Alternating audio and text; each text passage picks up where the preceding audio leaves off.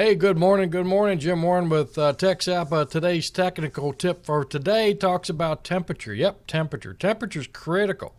Whether at the plant, on the roadway, we have to be able to make the temperature within a certain temperature range and place that temperature within a certain temperature range in order for it to be compacted, in order for it to achieve its maximum performance and its service life. So, what's the big deal? Well, here's the big deal. Here's a couple thermometers. These are infrared thermometers, right? Okay, push the button and you got it. So you push the button.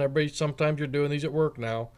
And you look at the numbers, you go, wait a second, these aren't the same numbers. Now, I'm generally cold-blooded anyway. Some of you people know that already. So they're not reading the same measure.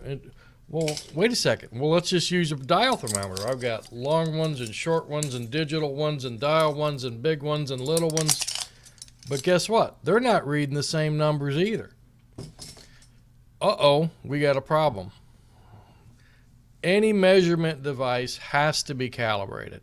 Any measurement device has to be calibrated. If you're using something right off the store and you don't even know what it's reading, it could be off. It could be way off. So the key, I guess the point today is to talk about calibration. Calibration can be run at 2 points, 32 degrees with a big bowl of water with a bunch of ice in it. Move the ice away from the edge, put the tips down in there, measure down in, and you'll get a approximate temperature, and then you can compare different devices. You can also do that at 212 degrees. We've got a video clip right here that will show you an example of what we were doing with that as well. So, and remember, these measure surface temperature. The other ones measure internal temperature. And there's a whole discussion we can have about the difference between internal temperature and surface temperature. Whatever you're using on the job site, probe, thermometer, digital cameras, thermal cameras, expensive thermal cameras, they may not read the same. But what you want to do is make sure you're checking in the same spot with the inspector and the contractor or however that's working out on your job.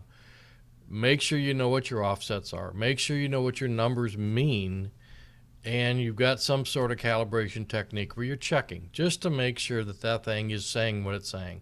Last thing you want to do is be saying, hey, we got to reject this load, and someone find out that your temperature gun or your temperature thermometer is off 20 degrees, and you shouldn't have rejected that load.